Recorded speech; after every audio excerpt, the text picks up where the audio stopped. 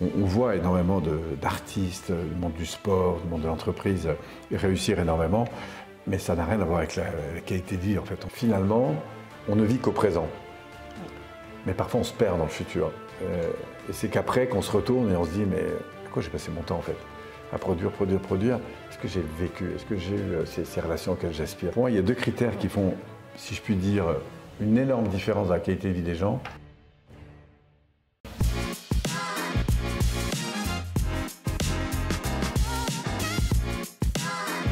Je suis ravie aujourd'hui de réaliser cette interview avec Paul Pironnet que je vais faire découvrir à beaucoup d'entre vous si ça n'est pas encore le cas.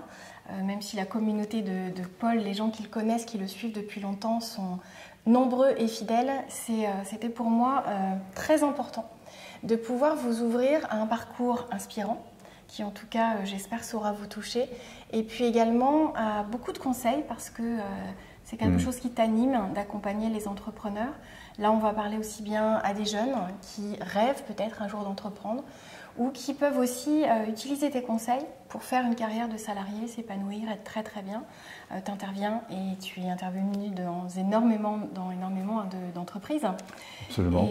Et tu vas nous parler de ça si tu veux bien. Avec plaisir Valérie et bonjour à ceux qui nous suivent. Oui, alors moi je suis un passionné d'abord du monde humain. Oui. Ça fait 35 ans maintenant, 36 ans que je forme et que j'accompagne chaque année des centaines de personnes, que ce soit en salle ou en vidéo, ou à distance, quoi. Et ma passion, moi, c'est l'entrepreneuriat. C'est cette idée de devenir un entrepreneur, j'ai presque envie de dire, de sa vie, en fait, pas seulement de ses affaires. Ce qui veut dire qu'on a des personnes qui viennent de tout horizon, peut-être des jeunes, des moins jeunes, des personnes qui n'ont pas forcément un projet de devenir des entrepreneurs dans le cadre de la création d'une entreprise, mais en tout cas qui ont envie de devenir entrepreneurs de leur vie, c'est-à-dire entreprendre, je sais pas, par exemple sur son projet de vie familial, son projet de vie sportif, cette personne qui veut devenir acteur, auteur et créateur finalement de sa vie. Ça, c'est des choses qui m'intéressent beaucoup. Donc, nous, notre passion, ou en tout cas la mienne, c'est pas le marketing, bien que j'en fasse un peu, c'est pas la gestion. Ce qui nous intéresse, c'est l'énergie humaine. Qu'est-ce qui fait que des gens sont mobilisés? C'est ce qui m'a toujours animé, en fait, ce développement de personnes. Comment se construire et se bâtir une vie, finalement, qui soit plus en adéquation avec ce que nous sommes vraiment. Découvrir que parfois, on peut être dans des fonctions professionnelles très, très, très intéressantes, avec un rayonnement parfois social important, mais la vraie question toujours c'est de se dire et après, et après ma réussite, et après mon développement. Parfois on met beaucoup de temps et d'énergie pour monter un peu les échelons de l'échelle et on finit parfois par se rendre compte qu'on a posé l'échelle sur un mauvais mur. Et donc moi c'est cette dimension-là qui m'intéresse. Au fond, derrière ce que je fais, derrière ce que je cherche à obtenir, derrière ma réussite, c'est quoi au final ce que je cherche le plus à satisfaire au fond de moi. Et je pense que plus on va aller à la rencontre en fait, de ce que nous sommes intérieurement, plus du coup on va pouvoir ajuster en quelque sorte le tir de sa flèche en haut. Et c'est ça qui me passionne aujourd'hui, c'est de rendre plus cohérent cette vie pour aider des gens à avoir une vie qui soit plus passionnante, et en tout cas plus en adéquation avec ce qu'ils sont. Alors tu le fais avec des personnes effectivement, j'ai vu de tout âge. Oui. C'est ça qui est impressionnant, c'est que tu vas toucher aussi bien des très jeunes. Alors, de plus en plus, en fait. De plus en plus. En plus, bon, il est vrai que pendant des années, on a en plus eu des accès un peu plus privilégiés, on va dire, pour les jeunes, parce que moi-même, ayant passé des années un peu compliquées, je sais ce que c'est qu'être confronté à une vie qui n'est pas forcément facile quand on a 18, 20 ans, et qu'on on a des grandes aspirations, mais on a un peu l'impression parfois que le cadre environnant n'est pas forcément en phase avec ce qu'on voudrait vraiment. Oui. Et du coup, on se cherche beaucoup et malheureusement, notre système éducatif nous renvoie pas beaucoup à notre intériorité. Du coup, je me suis toujours promis que je ferais quelque chose pour les jeunes et c'est ce qui fait qu'on a eu beaucoup de jeunes dans nos formations. Mais on n'a pas que des jeunes, on a vraiment tous les âges. On va dire que la grosse concentration, c'est plutôt 40 ans, 35, 40, 45 ans. Mais après, autour de ça, on peut avoir des gens qui sont à la retraite, on peut avoir effectivement des jeunes, c'est passionnant d'ailleurs. C'est intéressant parce que tu as des personnes qui te suivent depuis longtemps, certains qui depuis des années, j'ai quelques noms en tête. Oui. Des personnes qui t'accompagnent, qui collaborent même avec toi parce que ça a été une révélation. C'est-à-dire que une formation, peut-être au départ de la curiosité, et puis un alignement avec ce qu'ils avaient envie de faire, une découverte intérieure, et on en parle assez peu. C'est-à-dire que dans l'entrepreneuriat, j'ai fait d'autres interviews que vous avez déjà dû voir. Il y a beaucoup ce parcours, la partie financière qu'on aborde, la partie prise de risque mesurée, la stratégie. Et même si tous les invités que j'avais choisis, parce que c'est aussi important d'aller chercher des entrepreneurs avec des parcours très très réussis et inspirants, mais qui gardent l'humain au cœur de ce qu'ils sont, de ce qu'ils font, de leur choix. Et toi, tu vas mettre l'action vraiment prioritairement dessus. C'est vraiment ça. Oui. Même dans les entreprises dans lesquelles tu as pu vraiment intervenir et tu interviens encore, tu ramènes toujours l'humain en premier. Oui, parce que pour moi, c'est la source. En fait, l'essence de nos actions, c'est notre énergie. Oui. Et il n'y a pas plus mobilisé que quelqu'un qui est mobilisé de l'intérieur, en fait.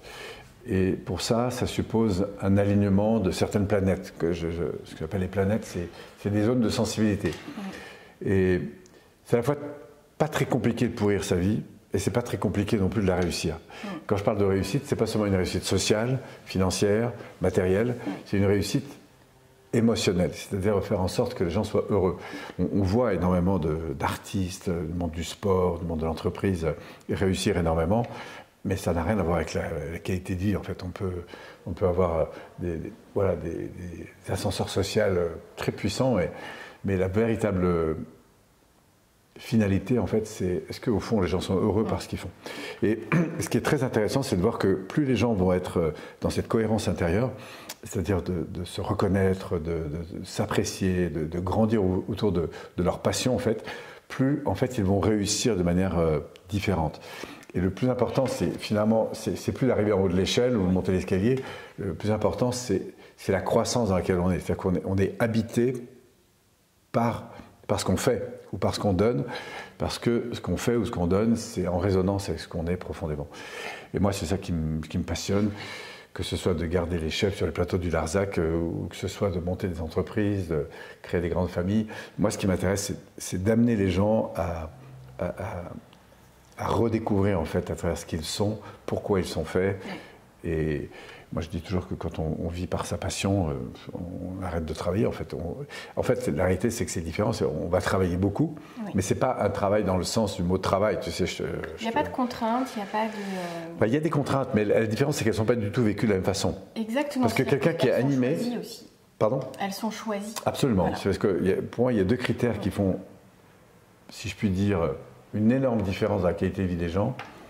C'est un, est-ce qu'ils ont une vie qu'ils ont choisie ? On peut être dans des contraintes majeures.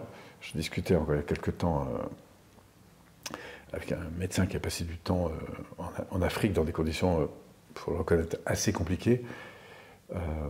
J'ai un ami qui part très souvent pour des raisons, dès qu'il y a des coins chauds, que ce soit des espaces de guerre ou quoi que ce soit, il part donc pour aller soutenir des populations et il est confronté à des contraintes de dingue en fait. Ouais. Mais il est très heureux. Pourquoi ? Parce que c'est pas la contrainte qui nous rend malheureux, c'est le sens qu'on donne au fait qu'on soit là. Donc ces gens qui sont heureux ont ces deux critères. Le premier, c'est qu'ils font ce qu'ils aiment, c'est-à-dire que ce qu'ils vivent, ils l'ont choisi en gros. Et la deuxième chose, c'est qu'ils ont le sentiment d'être utiles. Et c'est ça finalement, c'est où est-ce que j'ai envie, qu'est-ce que j'ai envie d'être, de faire, de donner, à quoi j'ai envie de passer mon temps, qu'est-ce qui me semble important dans ce monde, et avoir le sentiment que je suis nourri par mon action, par ma contribution. Et ça, c'est quelque chose de fantastique. On peut avoir des profs, je connais des professeurs qui travaillent dans des quartiers extrêmement compliqués, qui subissent des situations de dingue, mais ils sont à leur place parce qu'ils incarnent une forme de mission. C'est devenu un sacerdoce, quoi, en quelque sorte. Moi, j'ai fait... Avant ce métier, je faisais du sauvetage en mer, donc j'ai été spécialisé dans des groupes d'intervention qui interviennent dans des zones dangereuses. Et on est confronté à des situations humainement très compliquées. Mais qu'est-ce qui nous rend si heureux, c'est qu'on sent qu'on est fait pour ça, parce qu'on est utile, parce qu'on apporte quelque chose de très fort. Et on le voit dans les organisations aujourd'hui, le confort est un frein très important.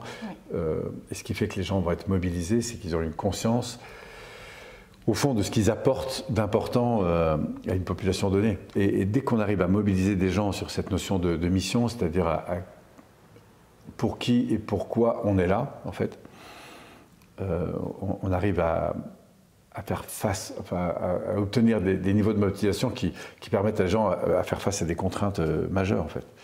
Et c'est ça qui m'anime, moi. Oui. Alors, un jeune qui nous écouterait et qui pourrait être en phase de réflexion sur ce qu'il a envie de faire, sur justement ce métier, parce que quand on a 15, 16, 18, on nous demande de trouver, de choisir, de décider du métier qu'on va faire comme s'il fallait en choisir un pour le restant de sa vie. Même si les choses évoluent et qu'on sait que maintenant on peut avoir plusieurs vies professionnelles, quels conseils tu pourrais leur donner? Parce qu'ils sont nombreux. Tu sais que, notamment ceux qui sont à l'école de commerce Rennes School of Business que tu connais, c'est important que ces jeunes qui sortent avec des diplômes vraiment reconnus puissent se dire: alors j'ai travaillé dur, j'ai des portes qui vont s'ouvrir parce que j'ai choisi l'école qui est bien classée, avec des intervenants vraiment de qualité, mais derrière j'en fais quoi de tout ça et comment je sais que je suis à ma place? Qu'est-ce que tu pourrais leur conseiller? Alors, il y a plusieurs strates. Soit la personne ne sait pas du tout, un jeune ne sait pas du tout. Donc là, moi, ce que je conseille vraiment, c'est de revenir sur qu'est-ce qui l'a passionné jusqu'à présent. Et quand il regarde autour de lui, qu'est-ce qui l'anime en fait? Peut-être c'est des jeux vidéo qui l'animent, peut-être c'est le foot, peut-être c'est je sais pas quoi, mais il faut absolument être à l'écoute de ce qui à un moment donné excite, j'ai envie de dire mon cœur en fait. Voilà. Donc la base, c'est la passion. Oui. Où est-ce que je trouve de la passion ou de l'intérêt? Et parfois c'est très varié, donc ça veut dire qu'on est dans une phase où on a plus besoin de s'ouvrir pour aller détecter ensuite à qui j'ai envie de ressembler. C'est presque la deuxième chose, c'est quand je regarde autour de moi, quels sont peut-être les métiers ou les fonctions. Moi, j'ai connu un jeu qui était très intéressant, ça s'appelle le jeu de l'aventure des métiers. C'était très intéressant parce qu'il y avait plein de cartes qui représentaient des métiers de tout genre. Et en fait, il faut choisir, donc on est 3-4 autour de la table, il faut absolument choisir ces cartes. Et pour garder une carte, il faut la défendre. Donc ça veut dire que il y a des cartes sur le milieu et chacun va expliquer pourquoi il veut cette carte. Et c'est très intéressant parce que les gens parlent. En fait, ça nous amenait à beaucoup parler des raisons pour lesquelles on voulait, je sais pas moi, devenir pilote, photographe, médecin, etc., avocat, etc. Et plus que parler du métier, il fallait défendre son intérêt. Et celui qui défendait le mieux son truc, du coup, remportait la carte. Et ça, c'est intéressant parce que ça nous obligeait à mettre des mots en fait, sur les caractéristiques qui font qu'un métier m'anime, etc. Et au fond, derrière ces mots, on trouve des valeurs. Et malheureusement, parfois, notre éducation ne nous a pas forcément éduqués à être à l'écoute de ce qui nous anime. Donc c'est pour ça que des jeunes qui ne savent pas trop, au début, la première étape, c'est d'aller voir au fond de moi, autour de moi, derrière moi, devant moi, qu'est-ce qui m'anime en fait. Et là, faire des listes. Faire des listes, mettre le focus sur qu'est-ce que je trouve d'intéressant, sur quoi, quand je lis des bouquins, quand je regarde des films, quand je joue à des jeux vidéo, qu'est-ce qui m'excite, qu'est-ce qui a le don de m'exciter. Quelles sont les personnes ou les héros que j'ai eus quand j'étais enfant, pour aller absolument faire ressortir ce qui, à l'extérieur, anime mon intérieur en fait. Et plus je vais être conscient de ça, plus je vais découvrir au fond ces passions. Après, la deuxième chose, c'est meilleur dans ce monde. À quoi j'attache de l'importance? Peut-être certains, ce sera, je sais pas moi, la musique, l'histoire, peut-être ce sera l'environnement, peut-être ce sera l'éducation, peut-être ce sera la santé, peut-être ce sera, je sais pas moi, les lois, peut-être ce sera la politique. Mais où est-ce que j'estime que j'ai envie d'œuvrer en fait? Et puis entre la passion et ce que j'appelle la mission, c'est-à-dire à qui et pourquoi j'ai envie d'œuvrer, peu à peu, il va y avoir une émergence de choses qui vont commencer à nous donner une direction. Voilà. Donc au début, il faut plutôt ouvrir quand on est en phase de recherche. Moi, je dis qu'il ne faut pas s'arrêter sur une voie, il faut aller en ouvrir plein. Une fois qu'on a commencé à trouver une voie, après l'idée, c'est de se dire à long terme, qu'est-ce qui va payer à long terme? Puisque le problème aussi parfois des jeunes, c'est qu'ils sont très stimulés sur des choses qui sont liées à du court terme. Ah, j'ai envie de voyager pendant 2 ans, bon, super. Ah, j'ai envie de monter une boîte, puis après je ferai autre chose, puis après je vais m'engager là. Alors, c'est chouette de pouvoir s'ouvrir à plein de directions. C'est un aspect qui est très positif. Le problème de passer d'une chose à l'autre, c'est que du coup, on ne construit rien. Donc, la deuxième chose sur laquelle j'inviterais les jeunes à réfléchir, c'est une fois que je sens ce qui me passionne, que je sens autour de moi ce qui éveille mon intérêt en termes d'importance, à l'égard de ce monde qui m'entoure, c'est me dire à long terme, waouh, qui j'aimerais devenir et qu'est-ce que j'aimerais faire et pourquoi et pour qui en fait. Donc de viser le long terme. Pourquoi? Parce que je dis toujours que le succès, c'est une succession d'actions orientées dans la même direction et que ce qui paye dans le développement d'une personne, c'est la profondeur. C'est pas de passer d'un truc à l'autre, c'est de trouver sa ligne de course. Nous, dans l'évolution des personnes qui font des évolutions de vie, hein, quel que soit l'âge, moi je repère 3 strates importantes. La première, c'est être un peu plus conscient de ma responsabilité. Oui. Au fond, ce sont des outils hein, qu'on va apprendre à gérer pour faire face, quelles que soient les contraintes, devenir plus responsable, auteur, créateur de sa vie. Voilà. C'est-à-dire qui prend les commandes, qui est le patron en fait. Oui. Voilà. En gros, c'est ça. Donc c'est un mindset, c'est une façon de gérer son énergie, et puis c'est des responsabilités à l'égard des comportements qu'on va développer avec son environnement. Donc ça, il y a des gens qui l'ont intrinsèquement, ce truc. Oui. Ils tiendront jamais toute une après-midi devant Netflix à faire n'importe quoi. Ils ont besoin d'être acteurs, auteurs, créateurs. Et il y en a d'autres qui ont besoin d'apprendre à faire ça.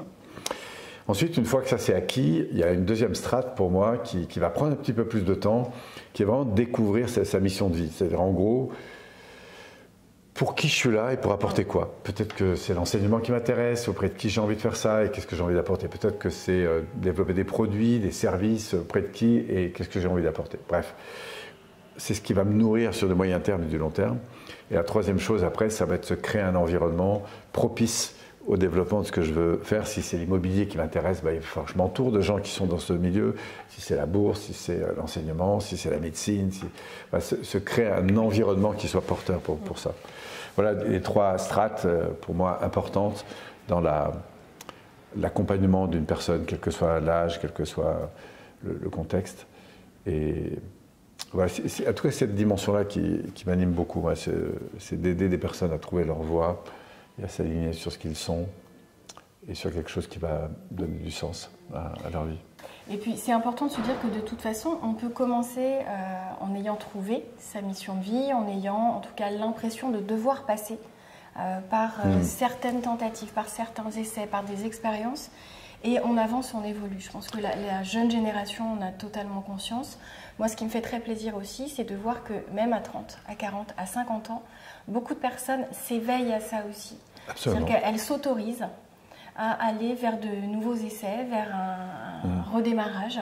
Certains diront à zéro, mais c'est jamais à zéro parce qu'on arrive avec tout ce qu'on a appris avant. Absolument. Toute notre maturité, toutes nos connaissances. Et puis, ce franchissement d'étapes qu'on a déjà réussi à faire, et il n'est jamais trop tard pour être commencer. Bien, pour être aligné, pour recommencer. Ça, c'est très important. Et qu'est-ce que tu décèles, toi, avec les années, avec les changements? Est-ce que tu vois les gens être beaucoup plus sensibles à leur bien-être, à leur alignement, justement, dans leur choix de carrière? Alors ça, c'est très net. Avec les dernières années que nous avons passées, et notamment tout ce que le Covid a généré dans notre société, moi je parle du saint Covid, parce que c'est clair qu'il y a beaucoup de gens qui ont souffert de ça, mais il y a beaucoup de gens aussi qui ont transformé l'essai, si je puis dire. Pour moi, c'est les crises qui nous font avancer. Enfin, c'est les crises. Les crises sont là pour nous faire grandir. Après, c'est la manière dont on va réagir à la crise qui va faire la différence. Il y a beaucoup de gens qui se sont du coup posé des questions qui ne se posaient pas jusqu'alors. Nous, on le voit dans le cadre de notre activité au sein de PPI, Paul Pironet Institut. Donc, on a démultiplié les demandes de formation. Donc, il y a beaucoup plus de gens qui se posent des questions, qui se disent... certains vont se sentir un peu enfermés parce qu'ils ont l'impression de subir tout un ensemble d'interdits avec le masque, avec le pass, avec toutes ces choses. Et il y en a d'autres, en fait, ils ont le sentiment d'avoir jamais été aussi libres. Libre de quoi? Libre de s'arrêter, libre de réfléchir, libre de se dire, à partir de là, est-ce que j'ai envie de retourner au boulot? Non, j'ai peut-être pas forcément envie de retrouver. Je me suis retrouvé chez moi avec mes enfants, j'ai découvert de nouvelles valeurs. Et à partir de là, qu'est-ce que j'ai envie de vivre de différent, en fait? Est-ce que j'ai encore envie de passer autant de temps dans les transports? Est-ce que j'ai envie de me retrouver comme ça enfermé dans un appartement? Non, j'ai envie d'aller vivre un peu plus à la campagne. Donc il y a beaucoup de gens qui se posent aujourd'hui des questions. Et je crois que ça va avec l'évolution des choses. C'est-à-dire qu'il y a une sensibilité beaucoup plus grande. je veux dire, il y a encore 50 ans, c'était rare d'entendre une maman qui parlait à son bébé. Aujourd'hui, c'est complètement monnaie courante. Donc, on voit bien qu'il y a un niveau de sensibilité qui est beaucoup plus éveillé. Les gens, on parle d'humanité partout, c'est-à-dire même aujourd'hui sur les formations à distance, en ligne. Voilà, on sent que la dimension humaine aujourd'hui, elle est très importante. Bon, il y a encore du travail à faire. Hein, quand on regarde parfois comment fonctionnent encore certaines grosses institutions, on se demande mais quand est-ce qu'ils vont comprendre à quel point la dimension humaine fait une énorme différence dans un service, dans une entreprise. Mais on y arrive d'abord parce que notre jeunesse nous y oblige, nous y confronte, parce que ce ne sont plus des carriéristes aujourd'hui, c'est des gens qui veulent avoir une vie équilibrée, c'est-à-dire il n'y a pas que le boulot qui compte, mais il y a tout le reste aussi. Et on peut avoir l'ensemble en plus, c'est ça qui est... On peut avoir les deux. Et il y a de plus en plus de moyens pour le faire. On a des réussites qui sont beaucoup plus accélérées qu'avant, puisque aujourd'hui il y a des technologies qui nous permettent d'aller beaucoup plus vite en marketing, en distribution de produits, en créativité. On peut tout inventer aujourd'hui. Et l'avenir est à inventer. Et je pense que la croissance, on parlait de mission de vie, la mission de vie, c'est pas quelque chose qui est constant, c'est quelque chose qui évolue avec la vie. On n'a pas forcément les mêmes ambitions à 20 ans, à 30 ans, à 35 ans, à 45 ans, et même à 65 ou à 75 ans. Enfin, encore 15 jours, j'étais un gars en formation, il a 73 ans le type. Il vient en formation à 73 ans. Enfin, et évidemment, je lui pose la question, qu'est-ce qui vous amène là en fait? Et il me dit, ben moi je veux réussir ma retraite, et la relation que j'ai avec mes petits-enfants, tout ça, c'est très important que j'apprenne à communiquer avec eux, que je prenne en compte davantage ce qu'ils vivent, ce qu'ils ressentent. Waouh, on sent qu'il y a une évolution des consciences, des sensibilités, une prise de responsabilité beaucoup plus importante aujourd'hui sur l'attitude qu'on peut avoir avec qui que ce soit son conjoint, ses enfants, ses amis, ses collaborateurs. Donc il y a un éveil pour moi très important. Et à tout cas, ce qu'il y a de sûr, c'est que ceux qui ne prennent pas conscience du fait que ça change, ça va être de plus en plus compliqué. Oui. Parce qu'aujourd'hui, si on ne surfe pas la vague, on est très vite dépassé. Et moi, j'invite toutes les personnes vraiment à être un peu plus attentifs à ce à quoi elles aspirent. Parce que je dis toujours qu'on a deux vies. On a une première, et puis on a celle qu'on décide d'avoir le jour où on sait qu'on n'en a qu'une, quoi, en gros. Et ça veut dire quoi? Ça veut dire qu'on va prendre des responsabilités. À quoi j'aspire dans cette vie et comment aujourd'hui je peux vivre quelque chose qui soit un peu plus passionnant, quoi. Oui. Donc voilà, c'est des points, en tout cas, pour moi, tellement importants dans une société, dans une famille, dans un couple. Et je suis bien content que la vie... Enfin, moi, je trouve que c'est une chance inouïe de vivre le confort qu'on a aujourd'hui. On se plaint parfois des difficultés. Je pense au Covid, il y a toutes ces conséquences, mais quand je dis que les gens sont enfermés, on se retourne 60 ans, 70 ans en arrière. Je repense aux gens qui se sont tapés une voire deux guerres. Enfin, c'est juste inouï, quoi, la chance que nous avons d'être dans la vie qu'on a aujourd'hui, quoi. C'est un confort de dingue. Et je pense qu'aujourd'hui, alors on a nos difficultés d'aujourd'hui, mais tellement de solutions aujourd'hui pour progresser. Enfin, on a une liberté incroyable. On accède à tout avec Internet. Voilà. Mais on peut encore, si on le décide, déprimer, on peut encore, si on décide... On peut choisir cette voie, effectivement. Voilà. Alors, toi, tu as continué d'avancer tout le temps, c'est-à-dire que la déprime, ça ne fait pas partie de ton vocabulaire. Ouais. Ça ne veut pas dire que je n'ai pas des moments de baisse, quoi, mais c'est vrai que je reste... Ouais. Et du coup, parle-nous de la manière dont tu as vécu l'évolution de ton entreprise, parce qu'au départ, si tu remontes, est-ce que tu peux nous parler de ta première création et la suite? Oui, alors... En fait, ce qui s'est passé, c'est que moi, j'ai fait 4 ans de sauvetage en mer, entre 18 et 22 ans, 23 ans. En parallèle, dans mes dernières années, j'ai commencé le développement personnel parce que je voulais aller plus loin dans la gestion des situations d'équipe qui étaient confrontées à des zones de stress importantes, parce qu'entre souffler dans un mannequin et réanimer une personne avec la famille autour en état de choc, c'est pas du tout la même chose. Donc, je me suis rendu compte à quel point le facteur relationnel et humain, émotionnel et relationnel, fait une énorme différence, même si on est surentraîné dans la gestion des personnes, c'est vraiment essentiel. Et ça a été le point de départ pour me rendre compte que, au-delà d'une quête de performance qui était la mienne, je me rendais compte que la réalité, c'est que même passionné par mon métier, j'ai affronté beaucoup de challenges, j'ai donné beaucoup, mais en fait j'étais dans un esprit, beaucoup de compétition avec mon environnement, et qu'au fond, je m'en suis pas rendu compte tout de suite, mais j'étais beaucoup plus axé sur du fonctionnel que sur de l'émotionnel. Et du coup, j'avais très peu de place à la dimension émotionnelle. Et du coup, je courais toujours. Et je pense que si j'avais continué, j'avais ce goût du risque d'aller chercher des gens dans des situations toujours de plus en plus difficiles. Et je pense qu'un jour, je leur ai laissé ma peau, je pense, là-dedans. Et ce qui a été très important pour moi au départ, c'est la découverte qu'il y avait une dimension humaine. Et qu'au fond, je n'avais pas besoin d'exister qu'à travers la performance, mais je pouvais exister à travers ma sensibilité, mon rayonnement, ma façon d'être au monde. Et ça a ouvert tout un autre champ concernant l'importance de ce que je voulais mettre en place dans ma vie. Et donc, du coup, j'ai découvert le monde du développement personnel de manière générale. Et après, ce qui m'a intéressé, c'est le lien avec l'activité professionnelle. C'est-à-dire que tout ce que je connaissais dans l'accompagnement des équipes en situation de stress, je me suis dit, mais au fond, dans les entreprises, on peut retrouver les mêmes facteurs. Et comment faire en sorte que les gens soient finalement plus heureux dans les entreprises. Moi, il faut penser que l'entreprise peut devenir un lieu de croissance privilégié pour les personnes, pour autant qu'on y mette la dimension humaine. Sauf qu'au départ, dans mes débuts, tu vois, on me disait, attends, l'entreprise, c'est pas un lieu de psychologie, quoi, en gros. C'est pas un lieu de psychologie. Il y avait peu d'accueil au départ. Très peu. Ouais, ça, et puis même, moi,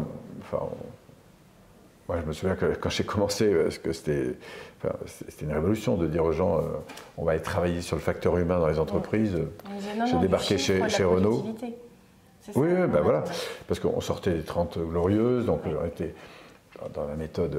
J'ai commencé avec les stratégies qualité, la mise en place des process qualité, mais c'était très déshumanisé. Et qu'est-ce qui fait qu'aujourd'hui, des gens sont devenus d'abord des gens qui ont commencé à prendre en charge leur machine, donc pas seulement exécuter une tâche, mais avoir des responsabilités, et ensuite participer à l'évolution des process de production.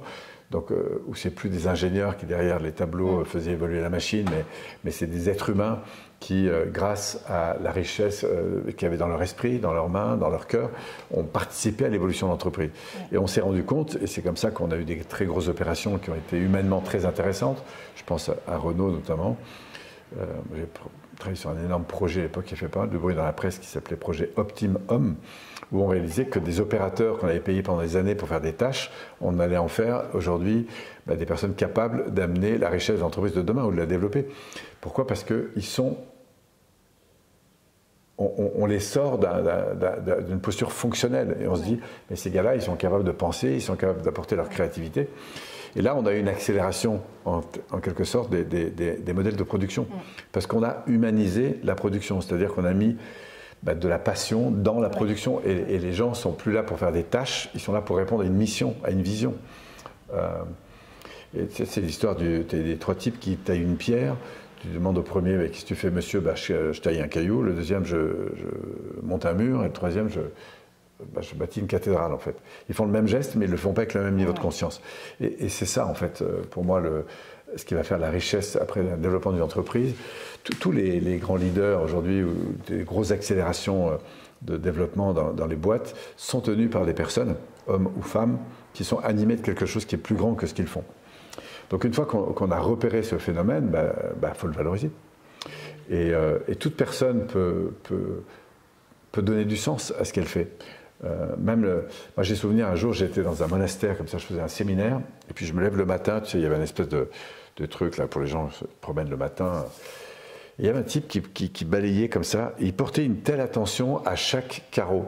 Et j'étais fasciné, en fait, j'étais là avec un truc, et au moment je l'interpelle, je dis, écoute, je suis impressionné sur votre manière de balayer. Moi, j'étais en 3 coups de balai, on fait le tour vite fait du cloître. Et lui, il prenait chaque carreau et c'était une méditation en fait. Et du coup, il m'a interpellé, il m'a dit, c'est quoi ton important dans la vie, Polo ? Parce qu'il m'appelait Polo. moi je veux bâtir des boîtes, je veux accompagner les gens à se développer, etc. Elle dit, mais tu vis quand en fait? Et ça m'a beaucoup interpellé sur cette notion de présence à ce qu'on fait, de mettre de la qualité dans la présence, parce que finalement, on ne vit qu'au présent. Oui.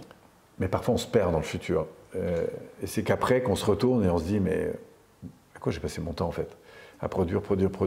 Est-ce que j'ai vécu? Est-ce que j'ai eu ces relations auxquelles j'aspire? Moi, je crois que notre qualité de vie, elle est directement proportionnelle à la qualité des échanges qu'on va avoir avec l'environnement qu'on a, que ce soit nos enfants. Enfin, moi, j'ai pas d'enfants, mais même si j'ai vécu en famille ou avec des personnes qui en avaient, donc la qualité d'un moment partagé, d'un petit déjeuner, ça peut être énorme, en fait. La qualité de la relation qu'on peut avoir avec des collaborateurs, avec des gens qu'on accompagne. Moi, j'adore l'enseignement, par exemple. Je donne beaucoup d'enseignements. Parfois, je pourrais avoir des très grands groupes. Mais il y a un choix que j'ai fait, c'est de préserver justement des groupes avec lesquels je vais pouvoir avoir ce kiff de dingue, c'est-à-dire ces échanges profonds. Et voilà, c'est quelque chose de très nourrissant en fait. C'est comme de vivre en famille avec une superbe relation et puis d'un coup de plus les voir. Enfin, voilà, et on crée, moi je crois beaucoup à cette notion de communauté, de groupe et à cette qualité de relation qu'on peut construire, quel que soit l'environnement dans lequel on est. Et c'est ça qui va nous rendre finalement heureux. Donc j'adore la performance, j'adore quels que soient les domaines. Hein. On l'enseigne, on la travaille, on la développe, voilà. Mais il y a plus grand que la performance, c'est le système de valeurs. C'est est-ce que finalement ce que je vis, c'est cohérent? Est-ce que j'ai envie d'éprouver, de vivre, de vibrer, quoi. Et c'est ça qui est magnifique, je pense, quelles que soient les situations dans lesquelles on est. Voilà, c'est pas de mettre seulement l'accent sur ce qui est très développé dans notre culture occidentale, hein, sur le fonctionnel, mais aussi sur l'émotionnel. Ouais, je pense que quand les gens ont connecté à ces dimensions, ils ont une vie qui est différente. Oui. Alors toi, tu as bâti d'ailleurs l'Institut justement Paul Pironet, PPI. C'est le fruit de toutes ces étapes parce que tu as construit. Ouais. Il y a eu des étapes, il y a eu des modifications, des changements, des alliances. Est-ce que tu pourrais nous en dire un peu plus? Parce que pour beaucoup d'entrepreneurs, des fois, une déception, un échec et on arrête. C'est important que tu parles de ton parcours parce que là, tu fais figure de référence dans l'univers de la programmation neurolinguistique et on entend de plus en plus des gens dire mais la concurrence est telle qu'à un moment ça va s'arrêter. Et je suis sûre que ce n'est pas ton avis, je suis sûre que tu vas avoir absolument un autre regard. Pour moi, l'avenir est à inventer. Enfin, alors moi, dans mon histoire, j'ai eu, donc j'en suis à ma 4e décennie, hein, puisque je commence en 87, mon activité, en 87, mon activité en tant qu'indépendant, enfin président libéral. Je touche à différents outils. Après, je découvre la PNL, la programmation neurolinguistique, en 90. Et c'est là que je crée mon premier institut, donc ma première entreprise, SARL. À l'époque, pour des raisons personnelles, de soutien d'un frangin qui est décédé d'ailleurs très vite, mais je me suis retrouvé caution solidaire sur des projets immobiliers. Donc j'ai été poursuivi pour 1,8 million de francs à l'époque. Donc j'étais en interdit bancaire, enfin c'était très très compliqué. Donc créer une entreprise dans ces conditions, ça a été très compliqué parce qu'à l'époque il fallait quand même poser 50 000 francs sur une table, ce que j'ai fait. Mais j'avais 11 actionnaires et moi très peu pour être sûr d'être relativement protégé parce que à partir du moment où je crée des séminaires, donc j'ai fait venir Alain Quérol à l'époque à Grenoble, qui était pour moi l'autorité dans le monde de la PNL. Et puis on a mis en place des séminaires. Et puis d'année en année, comme ça, on a développé l'école de PNL entre 90 et 2000. C'était ma première grosse, mon premier gros développement. Alors jusqu'en 95, j'avais beaucoup d'activités dans les entreprises. Et après, j'ai lâché des très très gros projets pour donner plus de place. C'est ce qui m'animait le plus. Ce qui veut dire qu'en 95, j'ai fait des choix qui étaient assez importants, mais qui étaient des choix de cœur. Et ça pour moi, c'est des décisions qui ont eu énormément d'impact dans ma vie. Accepter de lâcher à l'époque, on me payait 7 000 à 8 000 francs la journée, ce qui était beaucoup, sur Paris, parce que j'étais dans des grosses institutions, et à accepter de lâcher ça pour continuer à mettre mon énergie sur l'organisation de séminaires où des gens venaient de partout pour se former en PNL notamment, parce que c'est là que je vivais mon plus gros kiff, mais économiquement, c'était pas là où je gagnais le plus d'argent. C'était une prise de risque en tout cas. Énorme. énorme. Il a fallu mettre en place... Mais j'avais une vision. Voilà, j'avais une vision, c'est vraiment déployer. Et la vision, on l'a accomplie, parce que 4 ans plus tard, j'étais dans une dizaine de villes en France. Alors je faisais beaucoup de chiffre d'affaires. Je ne gagnais pas beaucoup ma vie, mais je faisais beaucoup de chiffre d'affaires. Et en tout cas, j'ai pris une ampleur avec Alain Carole, qui était donc, avec qui j'ai pendant 10 ans développé cette première école. C'était une aventure entrepreneuriale fantastique. Après, dans les années 2000, j'ai pris une grosse boîte, en gros parce que je me suis retrouvé avec des prises en charge de formation, puisqu'on a ouvert une école de coaching. Et on a été les premiers à offrir des formations qui alternaient le travail en salle et le travail au téléphone. Sauf que dans les prises en charge de conventions de formation, on était payé à la fin. Donc la première année, j'attendais la deuxième année pour commencer à être payé. Et puis on a engagé la deuxième année. Et puis en fait, la deuxième année, à la fin de l'année, alors qu'on a engagé la troisième, c'est des groupes importants, il y a 70, 80 personnes, tu vois. Et en fait, on nous a refusé toutes les conventions de formation. Donc toutes les personnes qui travaillaient à titre individuel, comme Alain Carole était en train de on préparait une séparation dans les années 2000. Donc lui, il prenait tous les privés, moi je gardais toutes les conventions. Mais le résultat des courses, c'est que je me suis retrouvé avec 3 ans de conventions non réglées. En gros, j'ai fait une perte de 130 000 francs à l'époque sur une société. Donc ça veut dire pratiquement 3 fois le capital social. Donc ça veut dire que du coup, il y a le tribunal de commerce qui descend. Et puis c'est l'arrêt de la boîte. Donc pour moi, ça a été les années les plus noires de ma vie. Parce que je me suis retrouvé, j'avais 280 mètres carrés de bureau, 7 salariés à temps plein, etc. Et après avoir fait 10 ans de PNL, t'imagines le retour de manivelle quand tu prends une boîte pareille. Mais j'ai beaucoup appris, énormément appris. Et je sais ce que c'est que se retrouver avec plus rien. Quand je dis plus rien, c'est plus rien. Et je me revois dans ma cuisine, appliquant ce que j'avais appris pendant les années pour véritablement faire face à cette contrainte. Et d'ailleurs, ça a été très fort parce que j'ai plus jamais enseigné la PNL de la même façon. Après l'avoir intégré avec tellement de retravail sur mes valeurs, mes visions, etc. Et en plus, j'ai continué à animer des séminaires, ou en tout cas à maintenir les séminaires à perte complète, parce que c'était l'engagement que j'avais pris auprès des personnes qui s'étaient inscrites chez nous. Donc pendant 2 ans, j'ai animé les séminaires à perte complète.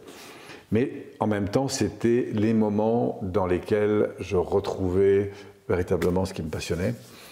Voilà, puis à côté de ça, j'ai fait des petits trucs pour essayer de récupérer un peu d'argent à droite à gauche. Et je me suis rebâti. Et donc je suis reparti sur une deuxième entreprise qui était Cohésion Internationale, parce que la dimension collective m'a toujours passionné. J'avais écrit en 97 mes premiers ouvrages là-dessus. Oui. Et je suis reparti pour 10 ans. Donc un cycle de 10 ans. Oui, voilà, c'était un gros virage. Donc j'ai continué à faire de la PNL, j'ai intégré davantage encore le développement collectif à mes actifs, en fait, en gros. Et puis on est reparti, j'ai retrouvé des associés, on a même recréé une école de coaching en 2015-2016. Donc c'est très intéressant de voir ces cycles. Et puis dans les années 2009-2010, avec mes associés qui venaient de rentrer, avec qui j'avais partagé un peu ma boîte, très vite je me suis rendu compte qu'on n'était plus axé sur les mêmes valeurs et les mêmes visions.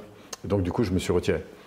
Donc ça a été compliqué parce qu'il a fallu que je rachète, parce que j'ai voulu continuer dans le domaine de la PNL. Oui.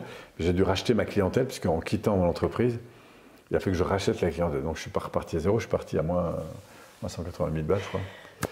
Mais voilà, et après on a co-créé, puisque je suis parti avec mes salariés de l'époque, on a co-créé ensemble en 2010 PPI, Paul Pironet Institut.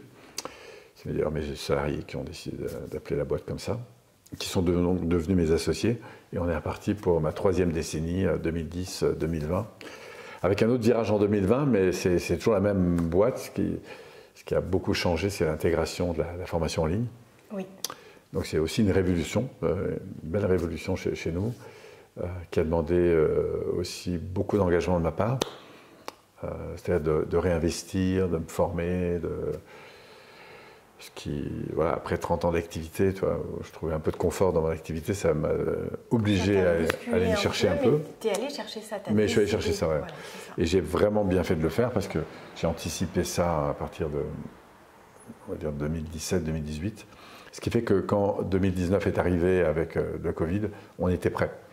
Et là, on a pu se réadapter complètement et rapidement, je pense en termes d'école de formation dans le domaine de la PNL. Du coup, j'ai fait une différence énorme parce que j'étais prêt à proposer des formations en ligne avec de l'accompagnement en salle. Donc là, je parle en termes d'entrepreneur, hein, c'est-à-dire non seulement ça a été important en termes de réponse à notre clientèle qui a pu continuer à se former, notamment à la maison, mais sur l'enjeu entrepreneurial, pour moi, ça a été un gap de croissance énorme avec toute l'équipe. Et voilà, ça a demandé beaucoup de réajustements. Mais moi, c'est cette aventure-là que j'aime. Tu vois, on avance un peu en défrichant dans la forêt. De temps en temps, on tombe sur un truc un peu important et il faut faire face, il faut construire avec ça. Et c'est cette aventure-là humaine de l'entreprise qui me passionne.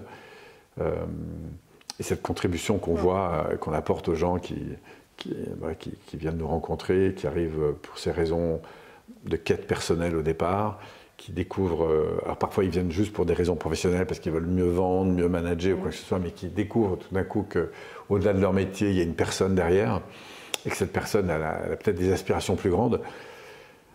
Je pense à Geoffrey que tu connais, qui est policier, qui d'un coup se dit waouh, pourtant il a des fonctions assez importantes déjà, bien installées, et qui découvre quelque chose de beaucoup plus grand et qui 3 ans après a son centre de formation et spécialisé dans la préparation mentale.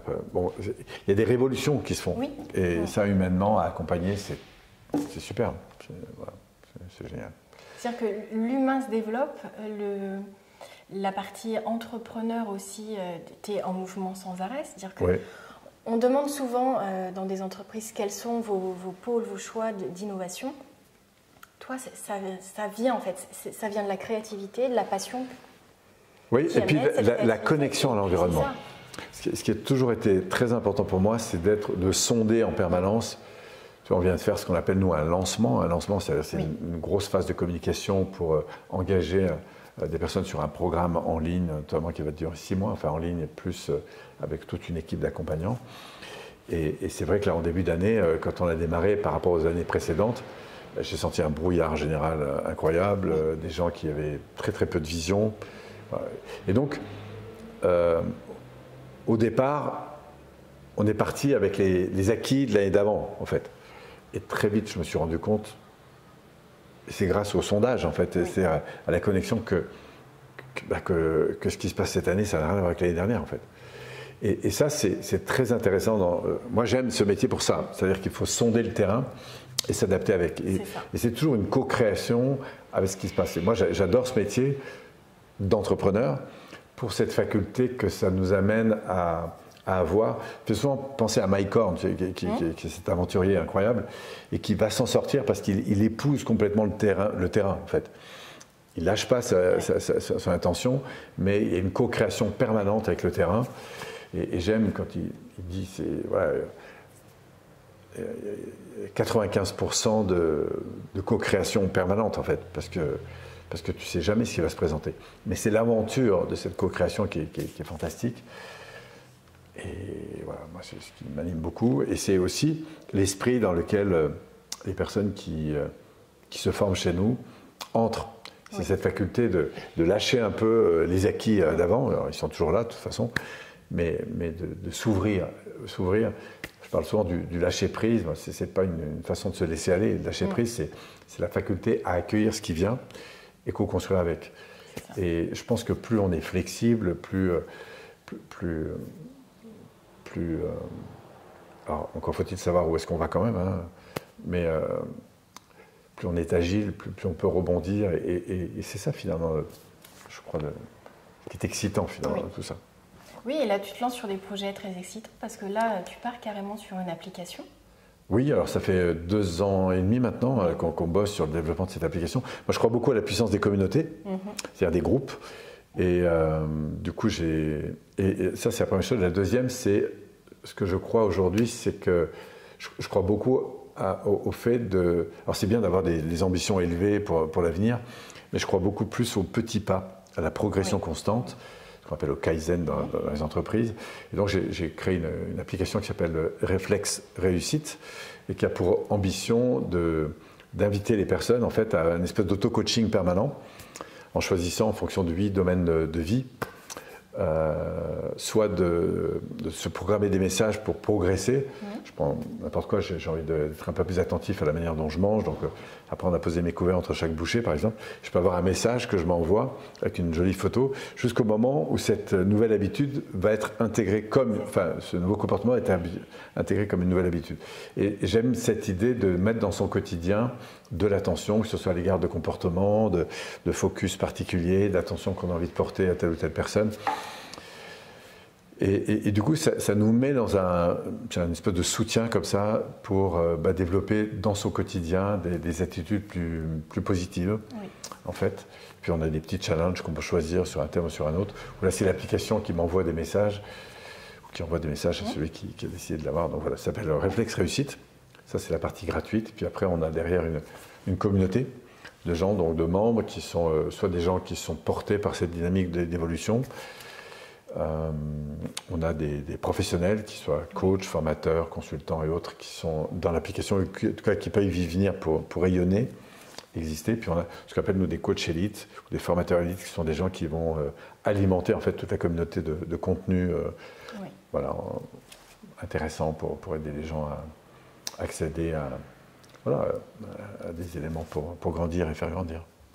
Alors, tu arrives à tout mener de front. C'est assez impressionnant, hein, parce que pour connaître Paul depuis quelques années, peu d'années, mais quelques années quand même déjà, c'est toujours très intéressant de voir la présence que tu as, de voir tout ce que tu donnes à cette communauté, aux personnes qui t'ont déjà suivi, à celles qui se posent des questions et qui vont très vite te rejoindre ou en présentiel. Alors là, on est dans un lieu dans lequel tu exerces quand tu montes sur Paris. Ça peut être des personnes qui vont choisir la voie en ligne, ça peut être maintenant aussi par l'application. Tu as un engagement très fort, mais moi ce que je vois, c'est que c'est jamais de l'éparpillement. Tout va dans la même direction, c'est d'une manière différente. Donc ça fait partie un peu voilà, du système en quelque sorte. J'y accorde pas trop d'importance, si ce n'est que je prends par contre soin d'être attentif aussi aux personnes qui viennent, parce que voilà, moi je me sens très honoré par leur considération et je l'espère en tout cas le plus attentif possible au fait d'être le plus accueillant et considérant vis-à-vis de ces personnes, parce que c'est important. Voilà, après je ne sais plus ce qu'on disait. Du coup, c'était cette manière de transmettre de nombreuses manières et... Oui, cette espèce de cohérence générale. Alors ça vient avec le temps. Ton équipe. Oui, ça vient avec le temps et je pense que c'est... Moi, mon premier pilier, c'est pourquoi on fait les choses. Qu'est-ce qui nous anime, etc. Mon ambition, alors je sais qu'une entreprise, elle est là pour faire du chiffre d'affaires et on en fait. Mais pour moi, le gain, en tout cas financier, c'est juste une conséquence. Moi, ce qui m'intéresse, c'est que les gens repartent heureux, c'est de bien faire. Moi, je suis un passionné, donc ça veut dire que si je faisais de la cuisine, j'aurais à cœur que les gens, quand ils quittent le restaurant, ils aient bien mangé. Et voilà. Bien sûr qu'ils me payent pour bien manger, mais la réalité, ce qui m'intéresse, c'est qu'ils mangent bien. C'est un peu la même chose avec la formation. Ce qui m'intéresse, c'est qu'ils soient à leur place, qu'ils soient là parce que ça leur correspond. Ce qui veut dire que, par exemple, tu vois, par rapport à... On a beaucoup de gens, par exemple, qui nous ont proposé de devenir des closers. Ce qu'on appelle des closers, c'est des gens qui bouclent des ventes. Et j'ai toujours, en fait, refusé cette idée, parce que je ne veux pas avoir des gens qui soient payés pour faire venir les gens. Je veux des gens qui écoutent quand il y a des prospects ou des clients qui nous appellent et qui savent détecter si oui ou non la place qu'on va leur donner est celle qui leur correspond. Et ce que je veux, c'est avoir des gens qui sont à leur place, en fait, chez nous. Et voilà, c'est cet état d'esprit-là, je pense, qui crée ce système de valeurs particulier et qui fait que l'humain, je pense, sera toujours pour nous la priorité. Au cœur du fonctionnement. Alors maintenant, l'équipe s'est agrandie. Oui. Tu as des personnes en plus que tu intègres, c'est-à-dire qui sont collaborateurs, pour qu'ils soient engagés. Alors ça, c'est aussi quelque chose qu'on ne voit pas dans toutes les structures, parce que ta société fait quand même, tu parles de chiffre d'affaires, elle en fait beaucoup, et c'est mérité. Et tu as des gens qui sont plus peut-être engagés aussi du fait d'avoir cette sensation, et c'est ce que tu me disais hier, c'est leur société. Ils n'ont pas les mêmes parts évidemment que toi, mais ça engage, c'est-à-dire que c'est un partage, c'est une cohésion, ça revient au nom d'une de tes anciennes structures, mais c'est ça, tu crées aussi la cohésion. Oui, ce qui est très important, c'est que les personnes qui sont dans mon entreprise aient le sentiment qu'ils s'accomplissent à travers ce qu'on fait, tu vois. Moi, je suis très attentif au fait que mon entreprise est aussi à leur service. Le service de quoi? C'est-à-dire, c'est un peu comme nos clients. Ma mission, elle n'est pas seulement de servir nos clients, elle est de servir mes équipes. Oui. Et mes équipes sont importantes parce que ce sont des gens qui engagent une partie de leur vie avec moi. Et je souhaite vraiment que l'entreprise soit un lieu de croissance et de développement pour eux ou pour elles. C'est-à-dire, si un jour, demain, elles veulent partir, ben, on les aidera. Et c'est déjà produit, on va les aider à partir. C'est pas... On n'est pas, voilà, et moi, je me considère au service de mon équipe. Ce n'est pas l'équipe qui est à mon service. Moi, j'ai une mission, j'ai une ambition, et je considère ces personnes comme des éléments majeurs pour accomplir ma mission, mais pour que cette mission collective soit accomplie, ma responsabilité, c'est d'être à leur service, à leur écoute. Donc là, je vais regarder tout à l'heure, j'ai un message de mes assistantes, et je leur dis toujours, en quoi je peux être là utile pour vous en permanence, en permanence, en permanence, en permanence. C'est pourquoi je suis là. Et ma véritable raison d'être, c'est de servir et d'être au service des personnes pour lesquelles je bosse. Enfin, que j'ai embauchées, mais pour lesquelles je bosse. Vois, tu inverses même. Mais je pense que ton message, moi, ça me semblait très important, ce côté humanité que tu as toujours mis dans toutes tes actions et qui est ton essence. J'étais convaincue que c'était une manière de passer ce message aussi bien à des jeunes, à des moins jeunes, qui veulent une carrière de salarié ou qui veulent créer leur entreprise, parce qu'ils ont le regard de comment amener de l'humanité en tant qu'entrepreneur et comment s'épanouir aussi en tant que salarié, parce que l'idéal, c'est de tomber sur des structures qui ont ta vision, ta conception de l'accompagnement, du gain de croissance pour chaque salarié. Et c'est comme ça que tu co-construis, que tu crées énormément de valeur avec des gens qui ne se sentent pas utilisés, mais qui se sentent utiles. Oui. Alors, en même temps, cette conception, elle naît beaucoup d'interactions que j'ai avec des entrepreneurs qui sont dans une quête de croissance et de service. C'est-à-dire que, bien sûr, à l'arrivée, l'ambition, c'est d'avoir des entreprises qui marchent, qui servent, qui sont utiles. Et c'est très intéressant aussi j'ai presque envie de dire, d'entendre philosopher sur les raisons pour lesquelles on fait ça, tu vois. Et qu'est-ce qui nous anime? Et ça m'accompagne, si tu veux. Et je suis cet entrepreneur-là parce que je crois que j'ai pris du temps avec beaucoup d'entrepreneurs, et je continue de le faire, à nous interroger sur qu'est-ce qui, au fond, est inspirant pour nous dans notre vie d'entrepreneur. Qu'est-ce qui est inspirant vis-à-vis des collaborateurs avec lesquels on travaille? Qu'est-ce que c'est qu'un fournisseur aujourd'hui? Pour moi, un fournisseur, ce n'est pas quelqu'un qui me fournit sur un service, c'est quelqu'un avec qui je vais entamer un projet de co-construction. Donc voilà, c'est cette notion-là qui donne pour moi beaucoup de sens à mon activité. Et encore une fois, la finalité, c'est l'humain. Moi, je pense qu'on se rend compte et on coopère parce qu'on partage des valeurs et une vision, et ensuite des règles du jeu. Et ça ne veut pas dire qu'on n'a pas des travers, on n'a pas des difficultés. Tu vois, j'ai des fournisseurs auprès de qui j'attendais, par exemple, des livraisons beaucoup plus rapides, sur notamment des projets vidéo. Bon, ben voilà, ça a mis beaucoup plus de temps qu'on l'imaginait. Mais ce n'est pas pour autant que je vais aller renfoncer le clou. L'idée, c'est de se mettre en coopération et trouver des solutions pour grandir ensemble, en fait. C'est ça. Et du coup, sur ces gens avec qui tu collabores, sur les personnes que tu embauches, sur même les profils de personnes que tu formes, quels sont ceux qui te séduisent, alors tu connais mon projet autour du livre « Devenez le profil irrésistible ». Qu'est-ce qui, pour toi, est un profil irrésistible? Quelqu'un qui est au service. Oui. Mais pas au service pour être au service. Il est au service parce que ça l'allume, en fait. La nature est ainsi faite. On grandit de l'intérieur, on a quelque chose qui nous anime, on fait des fruits et grâce à ces fruits, on alimente l'environnement. Et toute personne peut apporter. Ça peut être un artiste qui fait des tableaux et à travers son œuvre, il va faire vibrer des cœurs autour de lui. Donc, pour moi, ce qui est très important, c'est que les gens soient portés par quelque chose. Et toutes les collaborations que je construis, c'est des relations de cœur, en fait. C'est parce que je sens que la sensibilité à laquelle est la personne, c'est quelque chose que je peux mettre en musique pour améliorer le tableau final, en fait, ou l'orchestre, en fait. C'est comme des joueurs de musique et des musiciens, et parce que j'aime bien leur ton, leur tonalité, la manière dont ils sont. Et ça, j'ai envie de le mettre en avant. Donc, il y a beaucoup de gens avec qui j'aimerais travailler. Oui. Malheureusement, je ne peux pas prendre tout le monde non plus. Je suis obligé de faire des choix.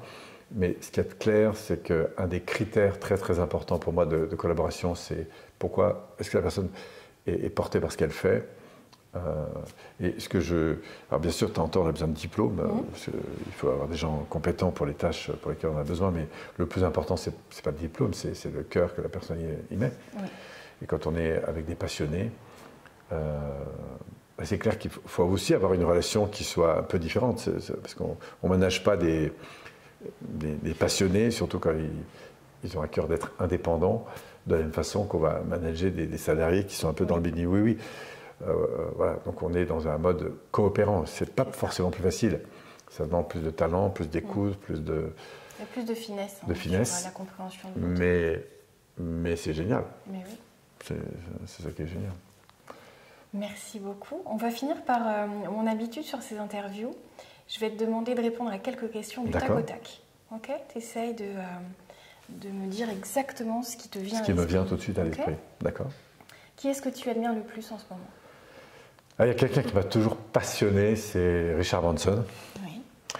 Et parce que c'est un entrepreneur qui vibre vraiment, justement, il s'amuse, il invente, il est extrêmement considérant à l'égard des personnes. Et c'est un entrepreneur de haut vol pour moi. J'aime beaucoup la philosophie en qualité. Voilà ce qui me traverse l'esprit.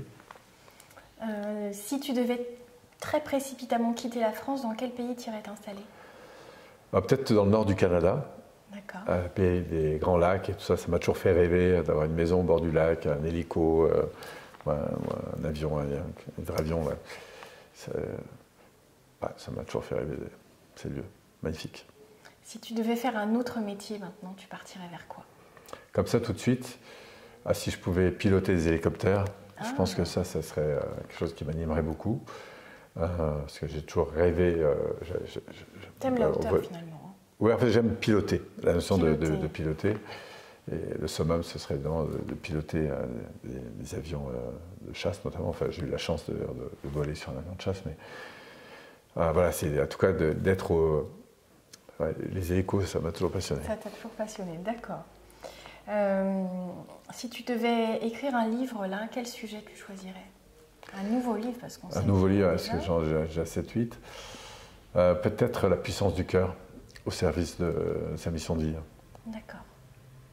Ça me traverse comme ça. Il faut que j'écris La puissance du cœur au service de sa mission de vie. C'est-à-dire comment, en fait, la première pile d'énergie, pile nucléaire, en fait, en quelque sorte, elle est d'abord là. Et comment je peux la mettre au service de quelque chose qui soit utile pour mon environnement. Écoute, c'est parfait. Je te remercie beaucoup.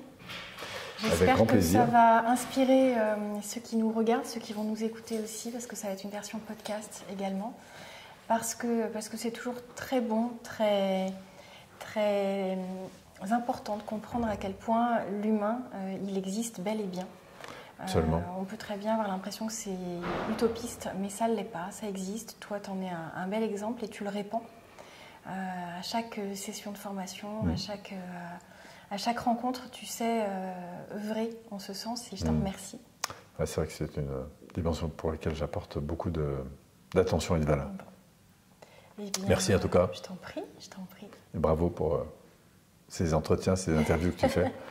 Belle façon de partager des messages chouettes. De transmettre, de créer des déclics, je pense que c'est très important. Absolument. Eh bien, on se dit à très bientôt pour de nouvelles interviews inspirantes. Et puis c'était Paul Pironnet que vous pouvez retrouver via PPI Institut sur YouTube. Et puis suivez ces projets parce qu'ils sont nombreux, tous orientés vers le fait de vous faire grandir. Alors croyez en vous parce que c'est très important. Merci.